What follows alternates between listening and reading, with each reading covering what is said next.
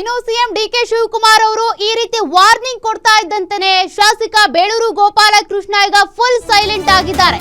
ರಾಜೀನಾಮೆ ಕೊಡಬೇಕು ಅಂತ ಅವರು ಕೂಡ ಅನ್ಕೊಂಡಿದ್ರು, ಆದ್ರೀಗ ಸೈಲೆಂಟ್ ಆಗಿದ್ದಾರೆ.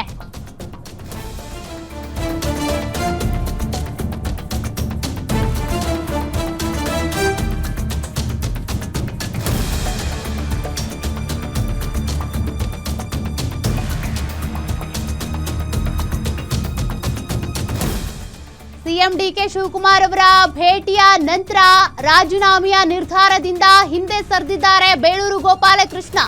ತಾವು ಕೂಡ ರಾಜೀನಾಮೆ ಕೊಡಬೇಕು ಅಂತ ತಯಾರಾಗಿದ್ರು, ಆದ್ರೆ ಆ ನಿರ್ಧಾರದಿಂದ ಈಗ ಹಿಂದೆ ಸರಿದಿದ್ದಾರೆ.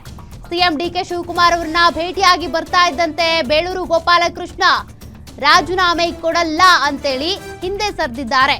ಕಾರಣ ಈಗಾಗಲೇ ಸಿಎಂ ಡಿಕೆ ಶಿವಕುಮಾರ್ ಅದನ್ನೇ ಹೇಳಿದ್ದು, ಯಾರಾದ್ರೂ ರಾಜೀನಾಮೆ ಕೊಡೋದಕ್ಕೆ ಬರ್ತೀವಿ ಅಂದ್ರೆ ತಡ ಮಾಡದೆ ಕ್ಷಣ ಮಾತ್ರದಲ್ಲೇ ರಾಜೀನಾಮೆ ಪತ್ರವನ್ನ ಅಂಗೀಕರಿಸಲಾಗುತ್ತೆ.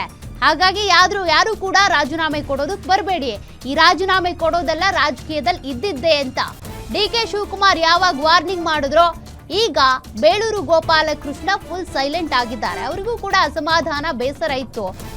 ಡಿಕೆ ಶಿವಕುಮಾರ್ ಅವರ ಬಳಿ ಹೇಳ್ಕೊಂಡ್ರು, ತದನಂತರದಲ್ಲಿ ಅವರು ಕೂಡ ಸಮಾಧಾನ ಪಡಿಸಿದ್ದಾರೆ. ಈಗ ಮನವೊಲೈಕೆ ಆದಂತೆ ಕಾಣಿಸ್ತಿದೆ.